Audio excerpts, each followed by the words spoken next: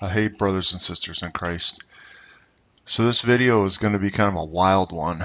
Um, I went uh, actually looking for some connections. Uh, Brother Patrick out there kept seeing visions of the fleur-de-lis, and he knew it was related to the Antichrist. And I hadn't quite run into the fleur-de-lis, but I was pretty sure with all the symbology going on that it had something to do with um, Nimrod and the ancient Babylon. And since I did a couple of videos on that, I started digging in and almost right away found that at least we'll see the article in a minute. A guy named David Ickes, who's really big into the origins of what biblical people would say is the origins of Satan's influence on the earth, and what David Ickes would say would be the origins of the alien fifth dimension reptilians on the earth. But the reason why the article was interesting is he does use a lot of historical archaeological references to um, chart out, let's say, the path over ancient history of the spread of basically the Luciferian doctrine. And the fallen ones and the Watchers, as they corrupted Earth, David Ickes, had a. It's actually an extract from his book. We'll see it in a minute.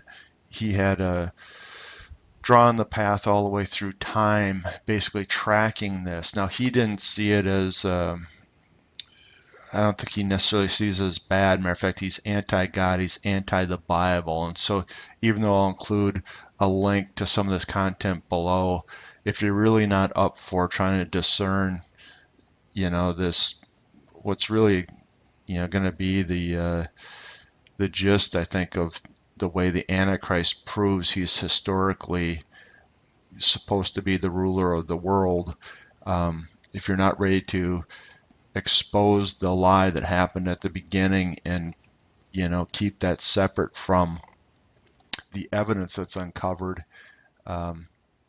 then I would suggest not reading the articles that I linked down below.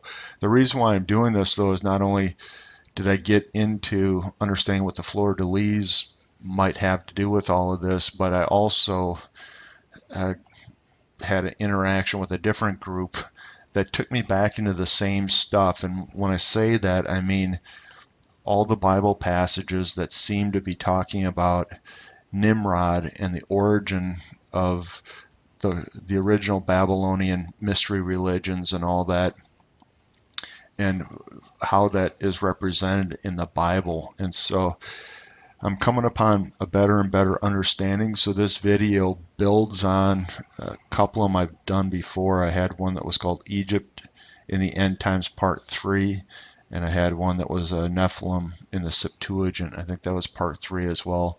But really, Part 1, 2, and 3 of the Nephilim in the Septuagint was on this topic.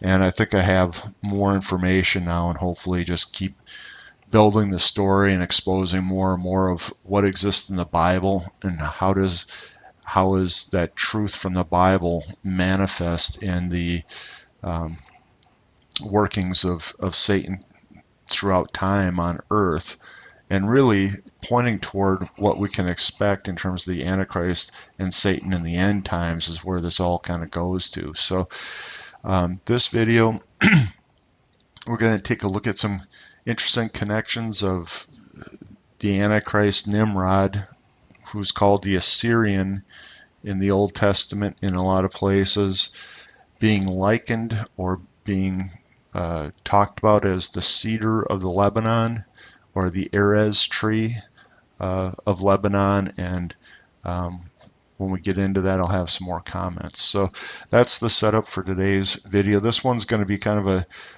deeper study, so if you don't have some time on your hands and you're not ready to dig in, then I guess pause it and come back later. I think you'll find this interesting, though, if this topic is interesting to you. So we're going to start by going to Ezekiel 31, and we're going to take a look at the tree, a cedar called an Erez tree. And this will set the stage for the whole rest of the deal. So in 31, now in 29:30, and then coming to 31, this is really judgments against Egypt. And here we see the Pharaoh, king of Egypt,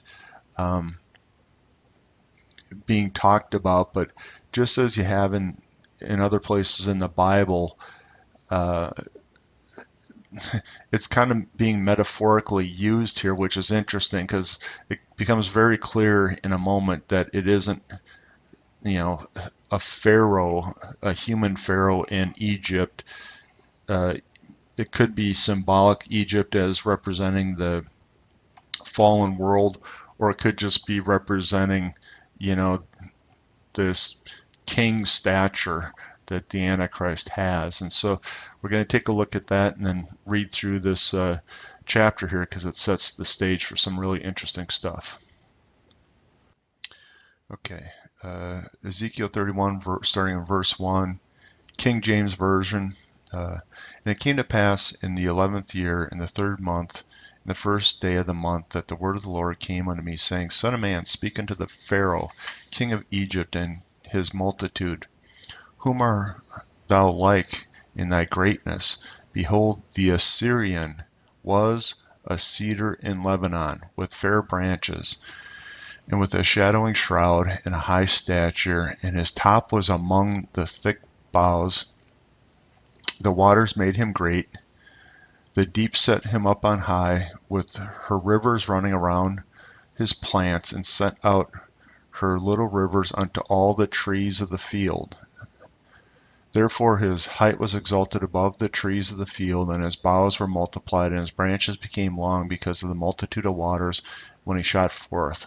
All the fowls of heaven made their nest in his boughs, and under his branches did all the beasts of the field bring forth their young. Under his shadow dwelt all great nations. Thus he was fair in his greatness, in the length of his branches, for his root was by great waters. The cedars in the garden of God could not hide him. The fir trees were not like his boughs, and the chestnut trees were not like his branches, nor any tree in the garden of God was like unto him in his beauty. I have made him fair by the multitude of his branches, so that all the trees of Eden that were in the garden of God envied him. Therefore thus saith the Lord God, because thou hast lifted up thyself in height, and he has shot up among the thick boughs, and his heart is lifted up in height, I have therefore delivered him into the hand of the mighty one of the heathen. He shall surely deal with him. I have driven him out of his wickedness. And strangers, the terrible of the nation, have cut him off, and have left him upon the mountains. And in all the valleys his branches are fallen, and his boughs are broken by all the rivers of the land. And all the people of the earth are gone down from his shadow, and have left him. Upon his ruin shall all the fowls of heaven remain, and the beasts of the field shall be upon his branches, to the end that none of all the trees by the waters exalt themselves for their height, neither shoot up among the thick boughs, neither their trees stand up in their height, all that drink water, for all that deliver unto death, to put nether parts of the earth in the midst of the children of men, with them that go down to the pit. Thus saith the Lord God, in the day when he went down to the grave, I caused a mourning, I covered the deep for him, I restrained the floods thereof, and the great waters were stayed, and I caused Lebanon to mourn for him, and all the trees of the field fainted for him. I made the nations to shake at the sound of his fall, when I cast him down to hell with them that descend into the pit, and all the trees of Eden, the choice and best of Lebanon, all that drink water shall be comforted in neither parts of the earth. They also went down into hell with him unto them that be slain with the sword, and they that were with his arm, and dwelt under his shadow in the midst of the heathen. To whom art thou like the glory, and to the greatness among the trees of Eden? Yet shalt thou be brought down with the trees of Eden unto the nether parts of the earth, and shall lie in the midst of the uncircumcised, them that slain by the sword. This is Pharaoh and all his multitude, saith God. So I think you can tell by these passages that we're talking way beyond the Pharaoh of Egypt, and we're talking in sort of a metaphoric sense. The Satan, infusing then the Antichrist. I'm just setting the stage here, and the followers that came with him from heaven. And let's pick this just apart a little bit, but I think hopefully you kind of caught the sense as we went down. A few of the important things, though. Behold, the Assyrian was a cedar in Lebanon. So let's just start here. I'm switching over now to the Strong's edition onto it. The Assyrian is, I wish I could point at it, is the Erez, okay? The cedar tree. Now let's flip back. So there's one of the key comparisons. Fair with his branches and shadowing shroud of high stature, his top among the thick boughs. And the reason I think why is just like in the Bible where leaven is used for false doctrine and sin, and it spreads through the whole lump and it puffs it up. What's really going on here, I think, with this comparison is the cedars of Lebanon, they were the biggest trees and they're highest in stature. And so the general symbolic reference is cedars of Lebanon, when it's used symbolically, I believe is referencing pride of the rulers of the earth. Sorry. So you have to be a little careful if you just did a search, and I've done this, on the cedars of Lebanon or the cedars in the Old Testament. You get some references where they're actually talking about the trees that were used to build, David's palace, for instance. So you have to look at it only in the sense of when it's being used symbolically, and then you'll see it's referencing, the pride of the people on earth, or the pride of the leaders on earth. And specifically here, the Assyrian is a reference to Nimrod of old, and I'll argue the Antichrist in the future. And here we get a direct comparison. Was a cedar in Lebanon, so he was a prideful, ruler, and that's the symbology you're going to get that we're going to use in the rest of this study here. Now, it's also interesting how this plays out in the pagan realm. I'll mention it now and then we'll see it later. The evergreen tree in the pagan realm has a lot to do with everlasting life, because it doesn't die in the winter. And so the tree metaphor is very important in the pagan realm. And it's interesting that it all comes back to the same roots, to use a pun intended. It all comes back to this comparison of Nimrod and the fallen angels that created this, let's just say it, the Nephilim race. That's in a sense what's being directly talked about here. And so you got to look for cedars of Lebanon being used symbolically, and then there's a hermeneutic, or a rule of biblical interpretation called expositional constancy, which says that symbolic use is consistent throughout the Bible. And so I think the consistent use is a cedar of Lebanon used symbolically is a prideful ruler, or the prideful rulers or kings. And when it's combined here with the Assyrian, we get the specific prideful ruler, Nimrod, in the original Babylon right after the flood, and I'll argue the Antichrist in the future. So there's a bunch of context. Now, the waters that made him great, and the deep that set him up on high. for people that went and, that had gone through my Egypt in the End Time study of these same passages, we looked in the Septuagint. It's a lot more clear. These waters are referenced that are coming up out of the abyss. And so I've gotten some feedback. People got wigged out when I used the Septuagint. I'm not sure if it was the Septuagint itself or the translator, but in that version, the Net's Septuagint, picking out the mighty ones, the Gabor, and picking out some of these references, it's just a little bit more clear than the translation, the King James. But the waters made him great, the deep set him up on high. Okay, so this in the Septuagint would be a reference to the water coming up out of the abyss, feeding this tree. And then his height was exalted above the trees of the field, as branches, when he shot forth. And again, you can kind of see this coming, but in the Septuagint it also talks about that the tops of his branches went up into the heaven.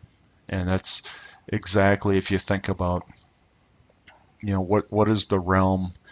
What is the realm of the fallen angels? It's the second heaven, and it's the abode of the abyss, right? It's Hades or hell, and that's where they're cast, and the demons are cast, and you got the second heaven where Satan is until he's thrown out with the fallen angels. And so this is connecting it. This huge tree reference that gets fed from the abyss and its top goes up into the heavens is really what's being referenced here.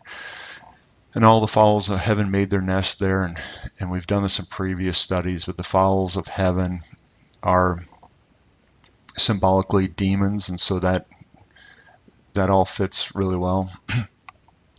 Now you get this interesting reference. The cedars in the garden of God could not abide him. The fir trees were not like his boughs, and the chestnut trees were not like his branches, nor any tree in the garden of God was like him in beauty. And so we get this really strange thing. All of a sudden we're off.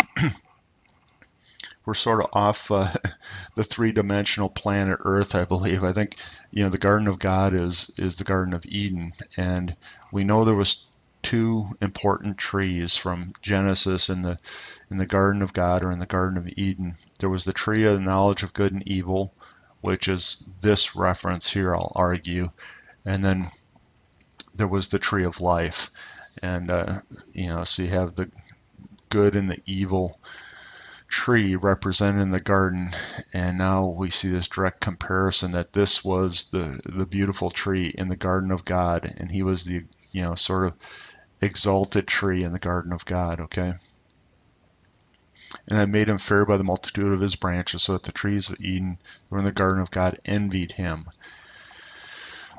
And we know again from the earlier descriptions of Satan, and also throughout the Old Testament, there's other references of Satan. I believe in Ezekiel maybe, where he walked upon the fiery stones in the heavenly realm.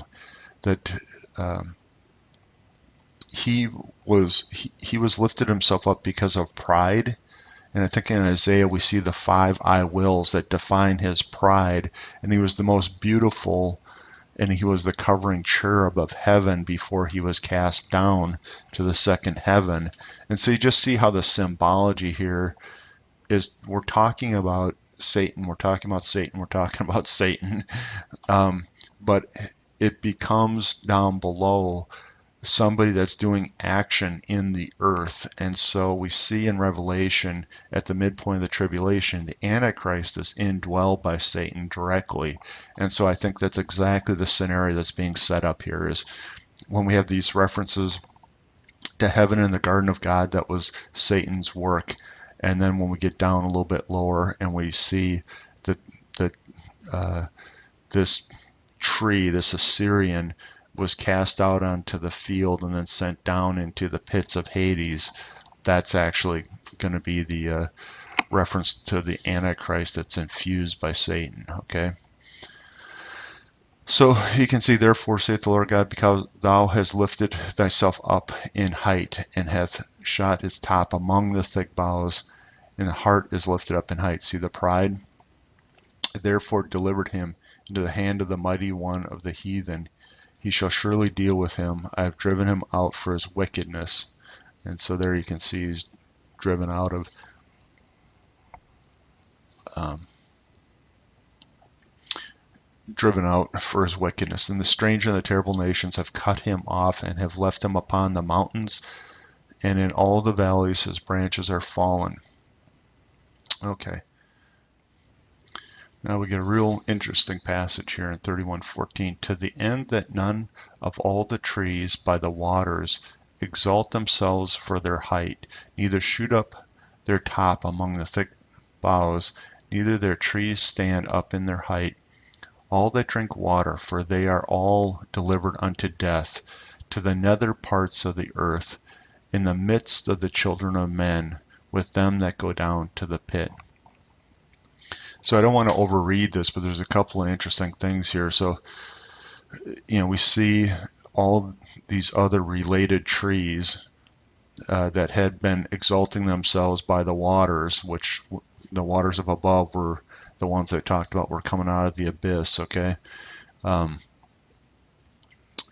They'll all be delivered unto death, to the nether parts of the earth, in the midst of the children of men, with them that go down to the pit. And so the fact that they're being compared to or in the midst of the children of men is this interesting notion of they must not be children of men, they must be something else.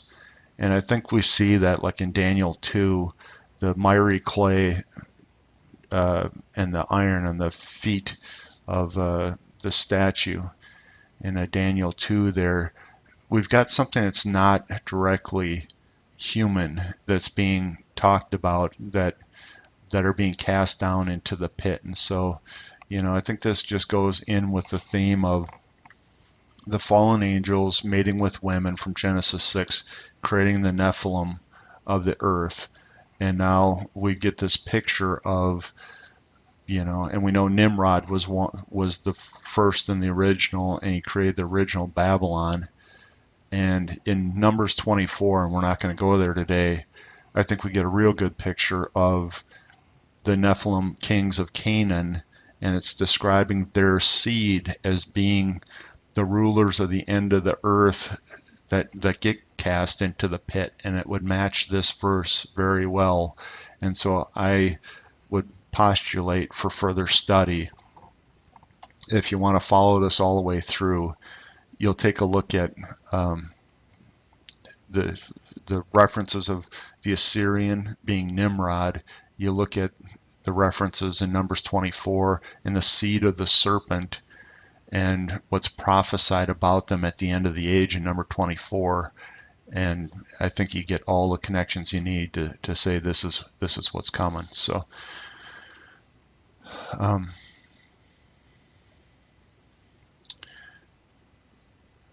the nation shall shake at sound of the fall. I cast him to hell with them that descendeth into the pit, and all the trees of Eden, the choice and the best of Lebanon, all that drink water shall be comforted in the nether parts of the earth. There you go. So you can see that the fallen angels go with him, or the fallen ones go with him. And they also went down into hell with them that be slain with the sword, and they were his arm that dwelt under his shadow in the midst of the heathen. Okay. To whom art thou thus like in glory and the greatness among the trees of Eden? Yet shalt thou be brought down with the trees of Eden unto the nether parts of the earth. Thou shalt lie in the midst of the uncircumcised with them that be slain by the sword. This is Pharaoh and all his multitude, saith the Lord God. So there again, you see this.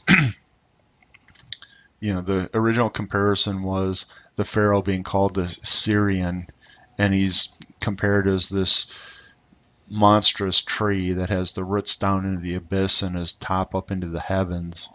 And now all of them that are with him is being called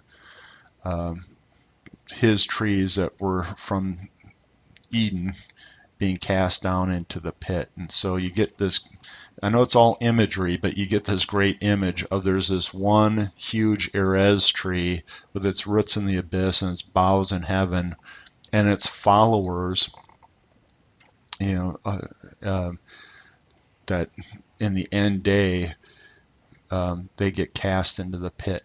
So hope that really set the stage. Now we're going to take a look at one other reference that just sort of, I'd say, confirms or reinforces this interpretation. It's in Amos 2:9. Okay. Yet I destroyed the Amorite before them, whose height was that of the height of the cedars, and he was as strong as the oaks. Yet I destroyed his fruit from above, and his roots beneath. See, so you get the exact same imagery in Amos. Here the Amorites were destroyed the Amorite. Again, it's, you know, the Nephilim king whose height was like the height of cedars, and there's the comparison to cedars again. Let's just go quick here and look at the Strongs on that one. Here's cedar, again, Erez.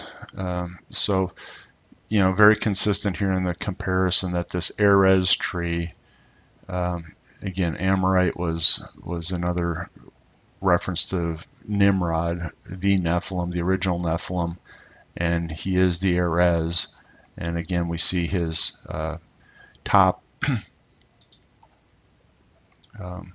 the height of the cedars, and he was strong as the oaks. Yet I destroyed his fruit from above, okay, and his roots from beneath. And so his top goes up into the heavens, really, and the roots go down into the abyss. So I think that kind of cements it. It wasn't a one-off interpretation of Ezekiel 31. We've got Scripture interpreting Scripture is the way I see this.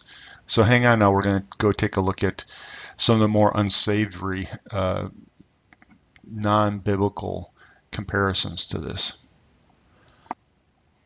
Okay, so I started this by saying that I was digging around for the fleur-de-lis reference, thinking it had to do with, well, Brother Patrick said his vision had it pegged to the Antichrist and the coming Antichrist rule.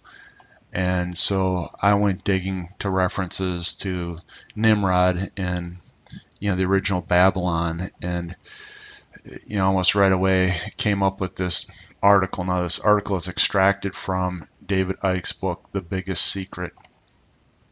And I don't know if this website's probably in copyright trouble, because it looks like it was almost a cut and paste from a book. And so I don't want to spread this around too much. We're just going to look at, you know, 2 or 3 quick references, and you know, the premise is David Ickes brings it all the way back to Nimrod himself. And you know, again, he's a god. You read this article, you see he's a God-hating, you know, Christian denying.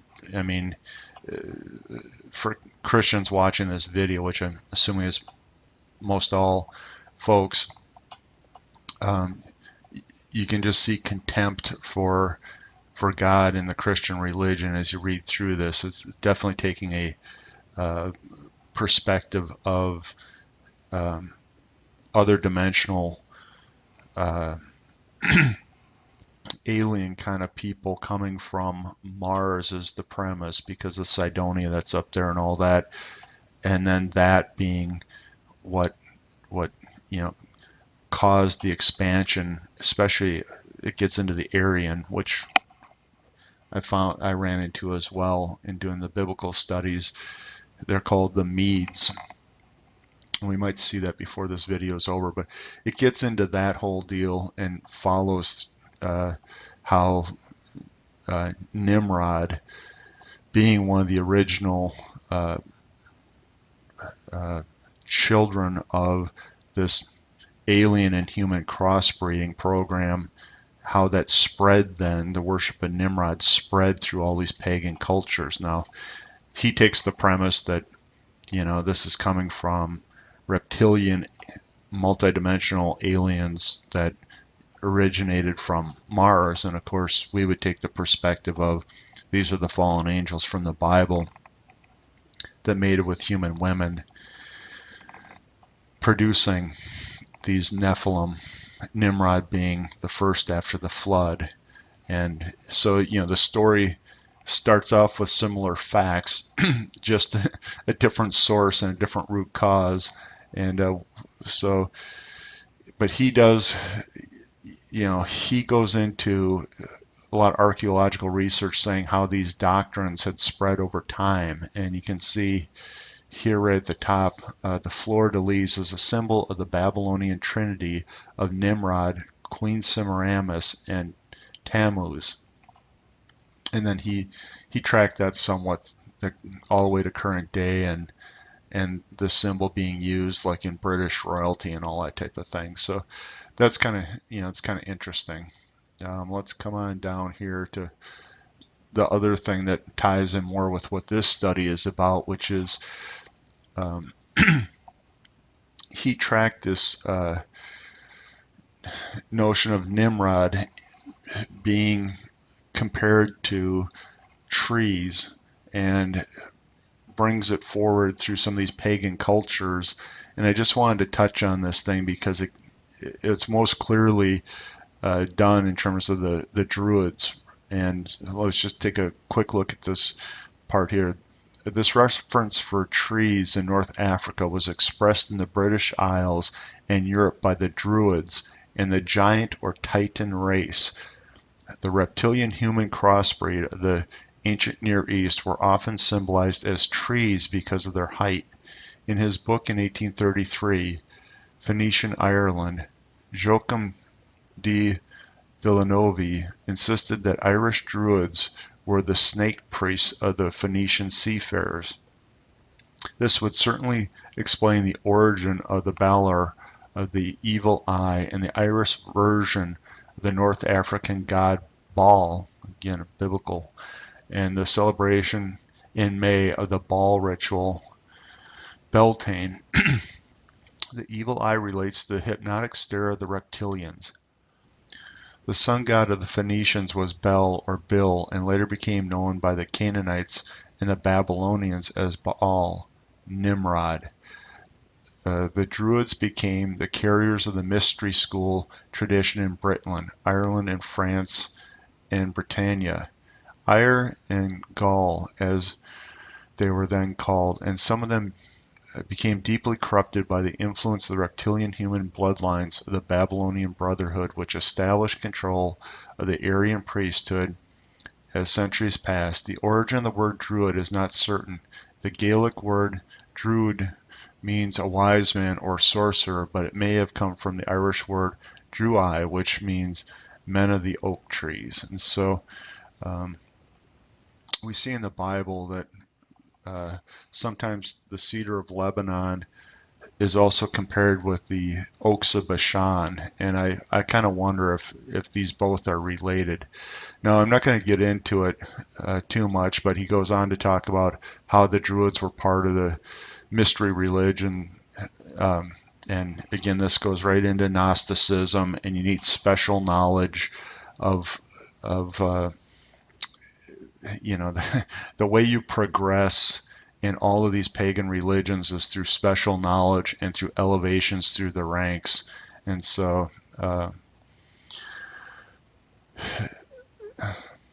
the other thing I think I want to say, and I guess I'm not seeing it right here, but here you see the Druids knew about astrology and astronomy, which again ties directly to what we see with Nimrod and the Nephilim and the rest. They were very insightful about astronomy and astrology, and if you get into, after the dispersion of the Tower of Babel, these Nephilim end up all over the earth. You get down into the Mayan culture, for instance, and how'd they come up with a calendar system that can go for, 25,000 years and have better accuracy than the calendars that we've created today. So that's the gist of where this came from. And there is this tie between, and this David Ickes sees it too, between what's known as the Watchers and tree symbolism, and it courses through all of these pagan religions from the original time of Baal of Nimrod. And he makes one other comment, which I can't see right at the moment here, but the Druids don't actually worship trees. They understand it as the tree is the symbol of what they're worshiping, which is Nimrod. And so it's just curious how all these things keep tying back, whether it's pagan or biblical. The story over time is pointing to the same thing. And now, do you trust in God and what he's saying about this, or are you going to trust in basically the Antichrist, so the return of Nimrod and these pagan systems? And that's going to be our challenge of the ages, let's say. Let's go take a look at, I promised you more on the pagan side, and I'm sure this is the most upsetting part of this study, but let's just get it over with. Now, one of the most famous Luciferian worshiping groups was the Theosophy Society. I forget her name, the woman that founded it. Very famous occultist. Blavatsky, sorry, that took me a minute.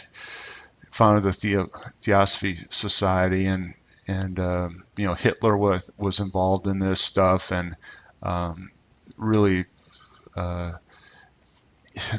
all of this pagan historical mystery stuff is tied up in a Theosophical Society, and this is the Theosophy Trust. And they're taking a look at symbols, and the great pine tree is one of their symbols. Some traditions claim that these ancestors were human, while others suggest they may have been stars. The Iroquois called the Pleiades the dancing stars and thought they were a group of brothers. One of these brothers say they fell to earth and became embedded in the soil. At that spot appeared a tiny sprout which grew into a heaven-aspiring tree. Okay, where have we heard that before? And so was born the pine, the tallest of the trees, the guide of the forest, the watcher of the skies. Similarly, the Egyptians identified the winter solstice tree with the starry firmament. If these ancestors were human, they may have been like the great teachers, the man of the mountain, or the senins of Japanese tradition. They came together in the mountains where the pine trees grow, in the places of longevity, above the changes of the world. Some say they left their spirits in the trees of the lofty sacred groves. And so, you can just see from this completely pagan Luciferian worship perspective, we basically have the fallen angel program being compared to the pine tree, or the cedars of Lebanon, if you want to say it, and they're being identified as the watchers. It's both sides in sort of the occultic knowledge and the biblical knowledge are saying the same thing when you push away all the chaff. And so you can see how the symbology in the Bible is pointing to the same watchers and talking about, the Bible identifies it. It's Satan infused in the Antichrist, and it talks about the evil program that goes right through to the end of the age, beginning with Nimrod in the original Babylon and being crushed at the end of the age. The pagan people put the same symbolism on the same program, and you can see it right here. So I hope that's enough on that one, because I hate actually being in some of these websites. Now, just take a look here. Isn't this exactly what was pictured in Ezekiel 31? Here's the roots down in the running rivers from, yes, the abyss. So it's clear now. And again, if you read the net Septuagint version of Ezekiel 31, it describes exactly this. And then you see how this, and again, you can kind of tell it's a fir tree, it's an evergreen, right? Here it comes up onto earth, but extends up into the heavens, the second heaven. And so it's exactly what we're talking about. Um, and so let's just take a look. This is the world tree. And again, this is, pagan references. Now, the world tree is motif present in several religions. Boy, I wonder why.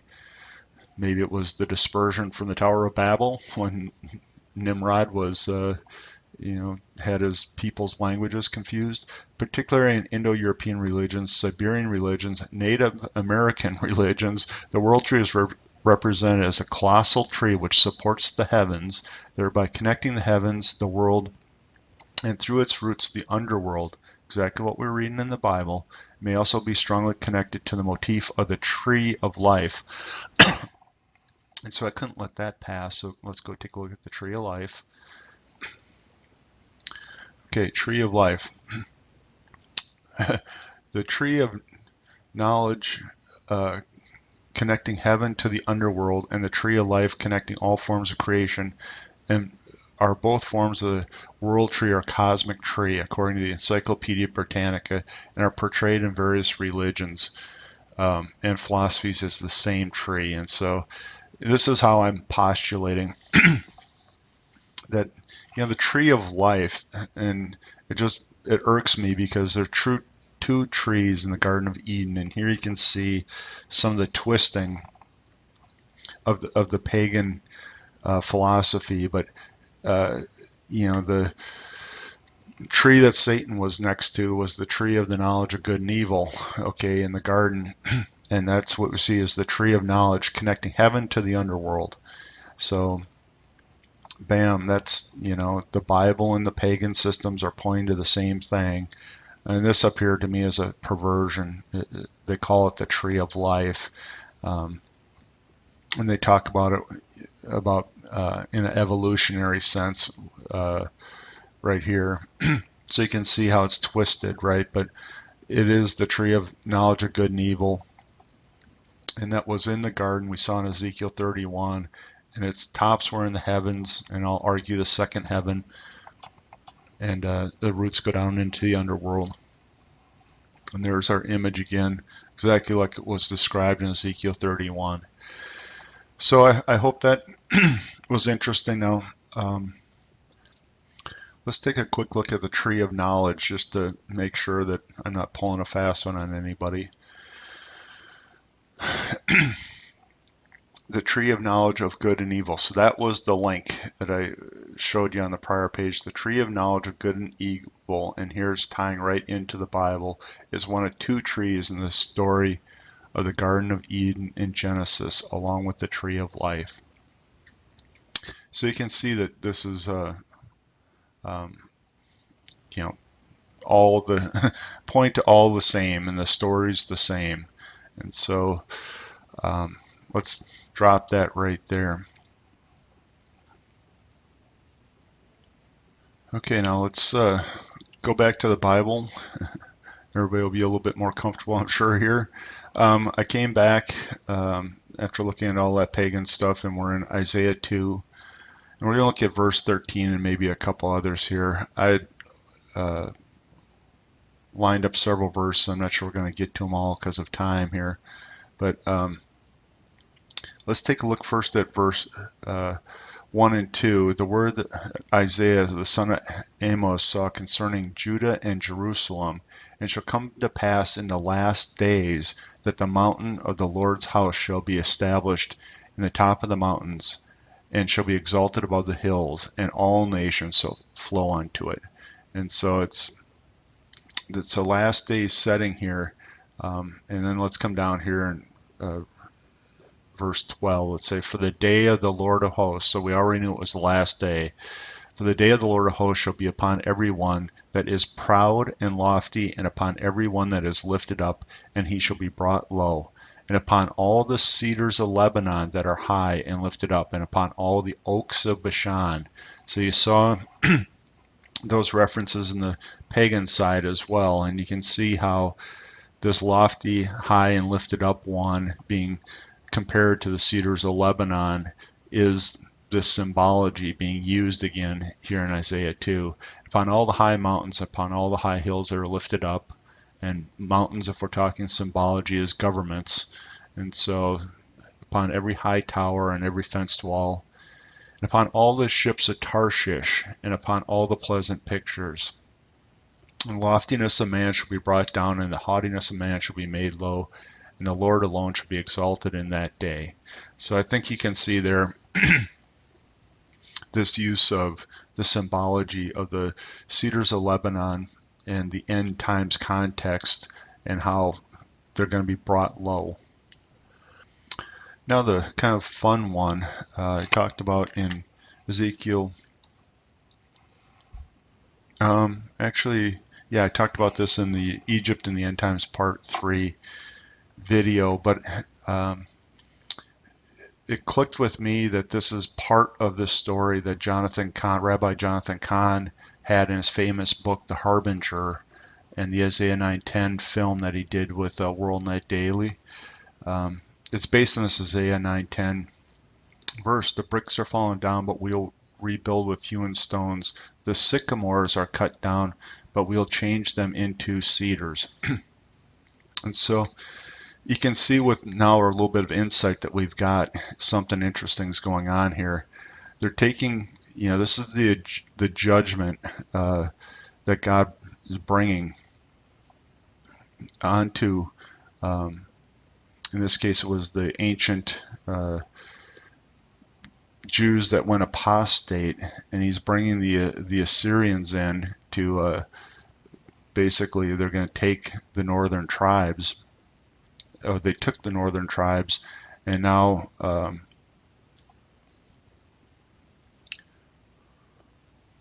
sorry there. If you hear a little bit of a dog in the background, I'm getting distracted. But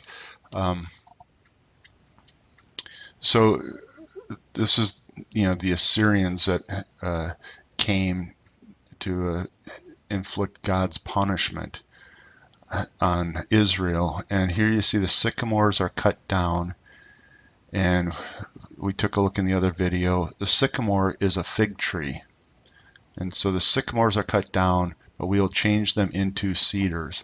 So symbolically, what is probably being said here is, the fig tree is God's people Israel, symbolically in the Bible. So if God's people Israel are cut down, and they will but we'll change them into cedars. And we just saw that cedars definitely have this, satanic Luciferian reference in the Bible when used symbolically. And so is really what this saying is, the rebelling Israelis are talking about not only did God bring punishment by taking down, the buildings and the structures, and they say, well, we're going to rebel and build with hewn stones. But now God's people, the fig tree, the sycamores, are being cut down, but they're going to change them into cedars. And so here you see the act of the rebellion is that they're not going to be God's people anymore, but they're going to be Satan's people. That's what I see in this passage. And so I think there's a deeper meaning even than all the parallels that Rabbi Kahn does so brilliantly with what's happening in the U.S. and the judgments against us. There's a deeper symbolic meaning, I think, in here about trading your allegiances to God to your allegiances with Satan or Lucifer is what you can see in here. And that's people see that in spades with what's going on in the U.S., and that's why this harbinger set of judgments does apply to the U.S. as well. So that's kind of deep, I think. And then there's other reference. We're going long here, I see. So I'm going to skip the Zechariah reference. But again, if you just look in the Bible, you want to take a look at the cedars and how they're used in the Bible. It's pride and loftiness, and the Assyrian being compared to the cedar, or when the cedar is called out, like the Amorite being called out as a cedar. It's specific to the Antichrist, or it was specific in the Old Testament to Nimrod, or reference to Nimrod.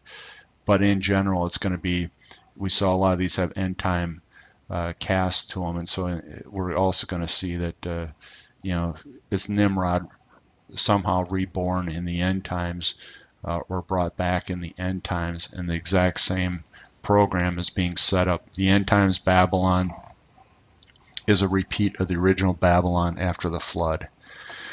Now let's go into, so we're getting really deep right now. I hope you stayed with me. We're going to go into Isaiah 10, and possibly we'll see just a couple of more passages at the end here. Okay, so like I said, we're in the deep end of the pool here in terms of Bible study anyways, and I hope some of you appreciate that this is the real deal. If you're going to study the end times, this is some heavy duty stuff here. So this is all new to me in terms of Isaiah 10 really being brought into it. Let me set a little context. We're again back with this Assyrian invasion, and I don't think I said this before, but yeah, I have in other videos. Isaiah is tricky because he uses the near-far prophecy model quite a bit. And so the near-far prophecy model is he's prophesying and something's going to happen local to his time frame within a couple hundred years, let's say, and that sets a pattern for what's going to happen in the end times. And so you have to read through these passages really careful, because some of it, is going to be fulfilled within, a period of time within maybe Isaiah's lifetime or within a few hundred years. But the overarching picture that's being described is setting a pattern for the end time. And so we'll go through this passage. We won't really drain every bit of it, but I think you'll catch what I'm doing here when we go through this. So, woe unto them that decree unrighteous decrees, that write grievousness which they have prescribed, to turn aside the needy from judgment, and take away the right from the poor of my people, that widows may be their prey, and that they may rob the fatherless. And what will ye do in the day of visitation, and the desolation which shall come from afar? To whom will ye flee for help, and where will ye leave your glory? And so I'll just stop here and make a quick case that this is again the judgment coming from Assyria onto the land of Israel by the Assyrians, and they're being judged because of how they treated the poor and allowed the fatherless to be robbed. So there's a near setting to this. Without me they shall bow down under the prisoners, and they shall fall under the slain. For all this his anger is not turned away, but his hand is stretched out still. Here we go. O Assyrian, the rod of my anger, and the staff in their hand is mine indignation. I will send him against the hypocritical nation, and against the people of my wrath will I give him charge to take the spoil, and to take prey, and to tread them down like mire in the streets. Howbeit he meaneth not so, but doeth his heart think so. But it's in his heart to destroy and cut off the nations, not a few. And so now we're talking about nations, and we're talking about many. But back here, and again, if you get like a study Bible, they'll be talking about the king Sennacherib, who was the king of Assyria, coming in against the land of Israel. But now all of a sudden we get a little twist here that he's cutting off nations and not just a few. So, okay, hang on. For he saith, are not my princes altogether kings? Is not Calno as Karshemish, and is not Hamath as Arpad, and is not Samaria as Damascus? And he's talking about towns that have been that he has taken, and he's saying, isn't he going to do the same in Israel? As my hand hath found the kingdoms of the idols, whose graven images did excel them to them of Jerusalem and of Samaria. See, so here's in the land of Israel. Shall I not, as I have done unto Samaria and her idols, so do to Jerusalem and her idols? And if you remember, Sennacherib got all the way up to the walls of Jerusalem, and then in ancient times, I think, I forget, was it 722? Forget the year when BC, when 185,000 troops from Assyria were killed in one night by an angel sent from the Lord. So that's what happened in the Old Testament times. Shall I not have done unto Samaria and her idols, so do to Jerusalem and her idols? Wherefore it shall come to pass that when the Lord hath performed his whole work upon Mount Zion and on Jerusalem, I shall punish the fruit of the stout heart of the king of Assyria for the glory of his high looks. And so now you get the king of Assyria, and he's lofty again. Now, is this Sennacherib, or is this the future? Is this more of, Nimrod returned? The pattern being set by Sennacherib, but I'll argue there's something interesting in here. Because the Lord has performed his whole work upon Mount Zion and Jerusalem. And so here they're not stopped at the walls. It appears to me that the work of the Lord is punishment right up to the Mount of Zion and in Jerusalem, which we know is an end time setting from Zechariah. And so Zechariah 12 through 14, we know that up to 2/3 of the Jewish people get unfortunately killed in the end times by the Antichrist. And I think that is what's being referenced here, because he's going into the Mount of Zion and in Jerusalem, whereas that was not true in the first setting with Sennacherib being the king of Assyria. So this must be the king of Assyria in the end times, and he's lofty and puffed up, and so this is the Antichrist. Is what I'm arguing. Shall I not, as I have done, let me see here. Sorry. For he saith, by the strength of my hand I have done it, and by my wisdom, for I am prudent, and I have removed the bounds of the people, and I have robbed their treasures, and I have put down the inhabitants like a valiant man. My hand hath found as a nest of riches of the people, and has gathered the eggs that are left, and I've gathered all the earth. See, so boom, we're definitely transition now into this Assyrian having gathered all the earth, which is the end time setting. And there was none that moved the wing, or opened the mouth, or peeped. Shall the axe boast itself against him that heweth therewith, or shall the saw magnify itself against him that shaketh, or the rod should shake itself against them that lift up, or if the staff should lift up itself as it were no wood?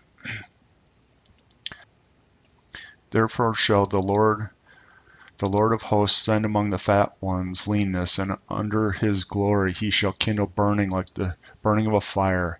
And the light of Israel shall be for a fire, and his Holy One for a flame, and it shall burn and devour his thorns and his briars in one day.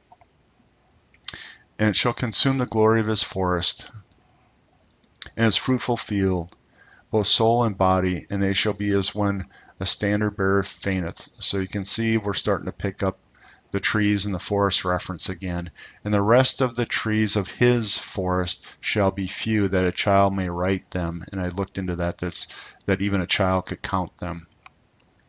So you can see that this is, again, the tree reference. This is the Antichrist trees that are being judged with him. And it shall come to pass in that day that the remnant of Israel, as such are escaped of the house of Jacob, shall no more again stay upon him that smote them, but shall stay upon the Lord, the Holy One of Israel, in truth. And Here you can see what's going on. It's the reverse of that Isaiah 9:10. So in Isaiah 9:10, they exchanged, the being people of God for being people of Satan and the Antichrist, or the original Nimrod.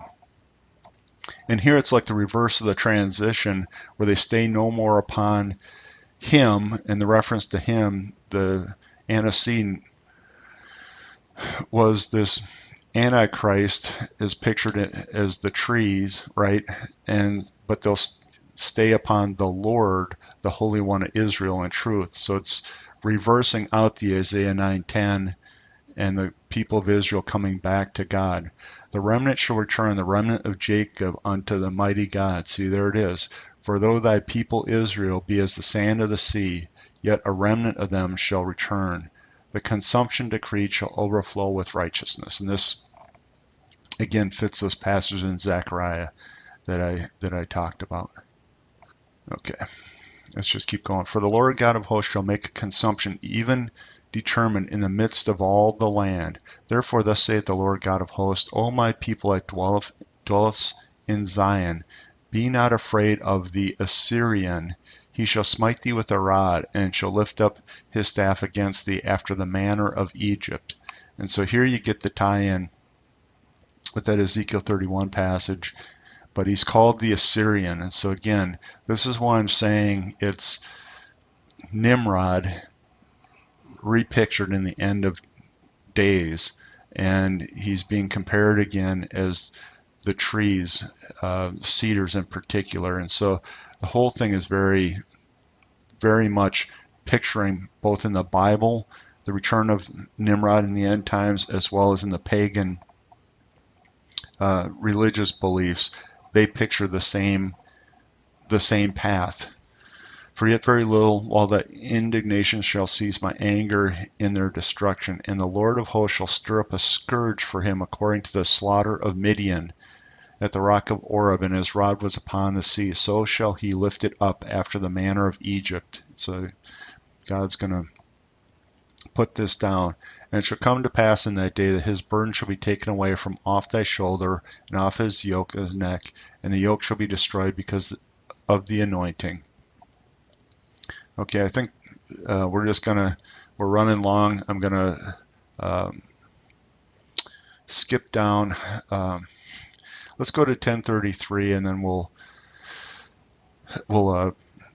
stop on Isaiah 10 here. Behold, the Lord of hosts, shall lop off the bough with terror, and the high ones of stature shall be hewn down, and the haughty shall be humbled. And I wanted to get to that because, again, we've got the tree references. The high and lofty ones are being cast down. So, that's Nimrod returned in the end times with his Nephilim kings, is what I'll argue, being cast down. All right, let's just take a quick look at Isaiah 13, 2 verses in there, and a little bit in Isaiah 14, and we'll just we'll call it a video there. Isaiah 13, 17 through 19. Behold, I will stir up the Medes against them, which shall not regard silver. As for gold, they shall not delight in it. Their bows also shall dash young men to pieces, and they shall have no pity on the fruit of the womb, and their eyes shall not spare children. And then in Babylon, the glory of kingdoms, the beauty of the Chaldees' excellency shall be as when God overthrew Sodom and Gomorrah. And so this is the picture of Babylon in the end times being judged.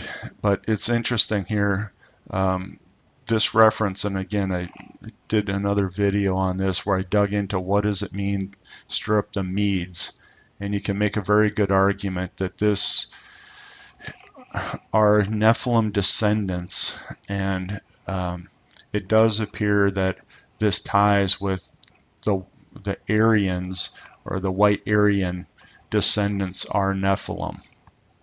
And I believe when you get into this, that's exactly what Hitler was trying to reproduce, was the Aryan race of old were Nephilim descendants, and he was trying to, because he was deep into the occult, he was trying to get back to the powers that the Nephilim had in the ancient biblical days. So that's where that goes if you want to dig into it.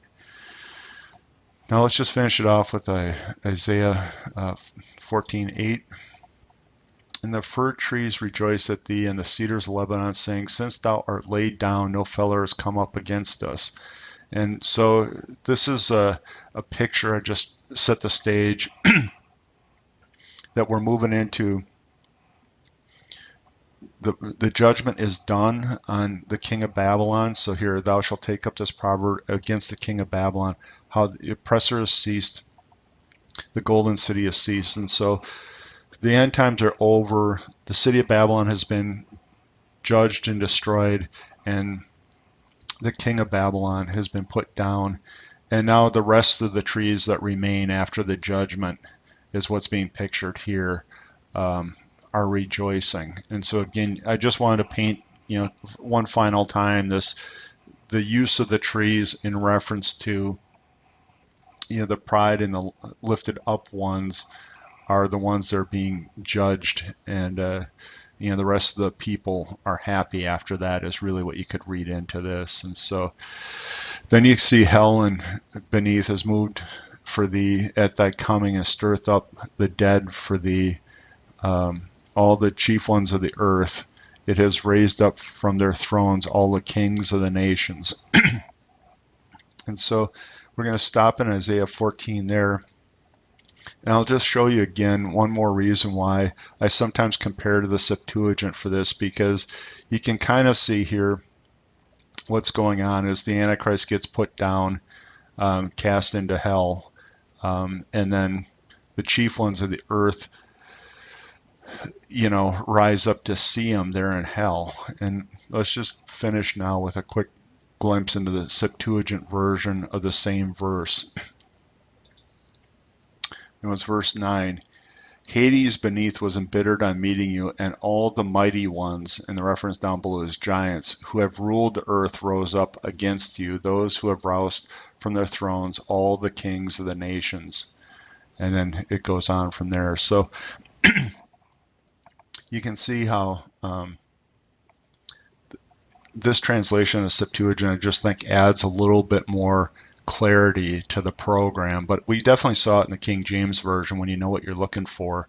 That's sort of defending myself for using the Septuagint in the past, is this version of the Septuagint, the Nets one, is just a little bit more clear on this program with the Nephilim. Well, I know this was a real long video and it was super deep, but I think it's pretty compelling if you want to understand what's going to happen in the end times, who the Antichrist is. You get all these references from the Old Testament, and it matches the pagan belief systems over time. And so you can track through to get confidence that the program is being well understood from the Bible perspective.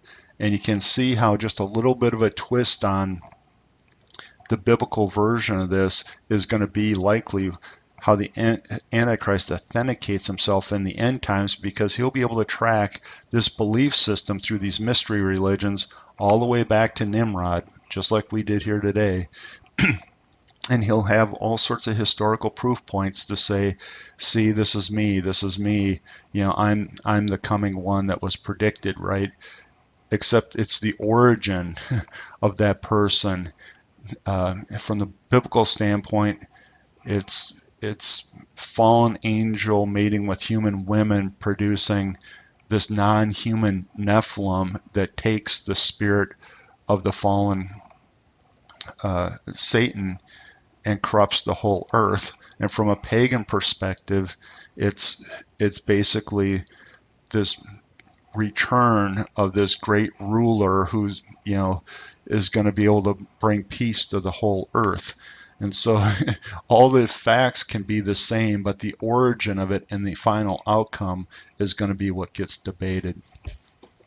Well, I hope you like this study. I appreciate notes down below. I know there's a lot more we could have done, but we already went over an hour, and so I appreciate you hanging on with me. Have a great day in the Lord.